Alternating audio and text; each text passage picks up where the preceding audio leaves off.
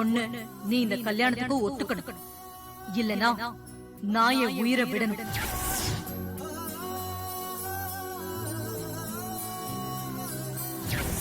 நான் 3 என்றதுக்குள்ள நீ இந்த கல்யாணத்துக்கு ஒத்துக்கணும், இல்லனா அடுத்த நிமிஷமே நான் இந்த துப்பாக்கியால சுட்டுக்கிட்டு உயிரை விட்டுருவேன்.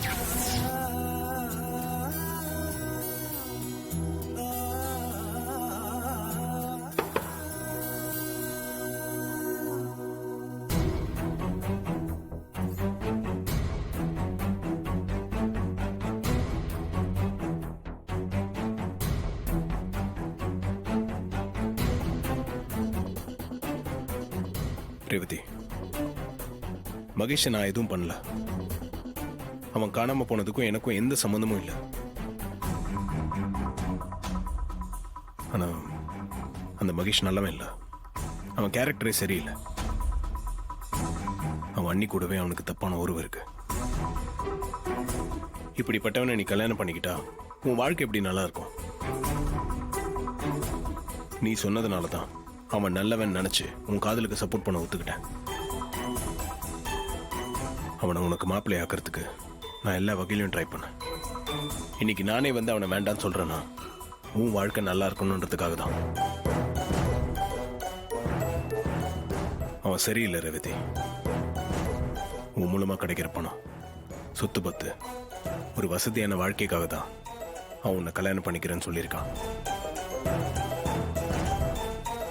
உன்ன மாதிரி ஒரு நல்ல பொண்ணு கல்யாணம் பண்ணிக்கிறதுக்கு அவனுக்கு எந்த தகுதியும் இல்லை.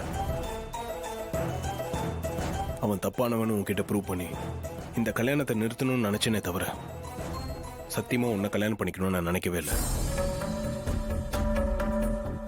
இப்போ எனக்கு இந்த கல்யாணத்தில் உடன்பாடு இல்லை. விருப்பம் இல்லாம தான் ஒத்துக்கிட்டேன். ஆனா அதுக்கு சில காரணங்கள் இருக்கு. அது இப்ப சொல்ல முடியாத சூழ்நிலையில இருக்கேன். அது மட்டும் இல்ல, உன்கிட்ட இன்னொரு முக்கியமான விஷயமும் சொல்லணும். என்னை பத்தி. எனக்கு ஏற்கனவே கல்யாணம் ஆயிடுச்சு. என் ஒய்ஃப் பேரு தீபா. நாங்க 2 பேரும் சந்தோஷமா தான் வாழ்ந்தோம். இந்த கல்யாணம் நடக்கிறதுக்கு முன்னாடியே உன்கிட்ட எதையும் மறைக்க கூடாதுன்னு தான் எல்லா உண்மையும் வந்து சொல்லிட்டேன். இதுக்கு மேல முடிவு எடுக்க வேண்டியது நீதான்.